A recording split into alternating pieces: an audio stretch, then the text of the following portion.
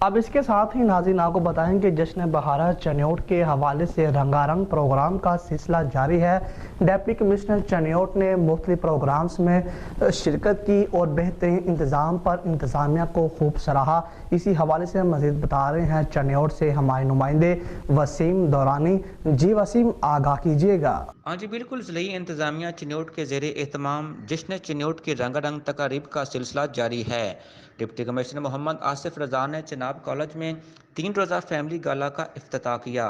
Family گالا میں پھولوں کی نمائش، مینا بازار، فوڈ سٹریٹ، بچوں کے لیے پلے لینڈ شامل ہیں۔ اس کے ساتھ ساتھ چناب کالج چنیوٹ میں گھوڑا ڈانس کے پروگرام کا بھی انعقاد کیا گیا، جس میں شہریوں کی کثیر تعداد نے شرکت کی اور خوب لطف اندوز ہوئے۔ بعد ازاں ڈپٹی کمشنر محمد آصف رضا نے جشن چنیوٹ 2023 کے سپورٹس گالا میں جاری فٹ بال ٹورنامنٹ کا فائنل میچ دیکھنے کے لیے بھی گورنمنٹ اسلامیہ کالج چنیوٹ کے گراؤنڈ پہنچے، جہاں پر انہوں نے فائنل میچ کی ونر اور رن اپ ٹیموں میں ٹرافیاں اور کیش انعامات تقسیم کیے۔ اس موقع پر ڈپٹی کمشنر کا کہنا تھا کہ جشن چنیوٹ کی تقریبات کا سلسلہ 14 مارچ تک جاری رہے گا۔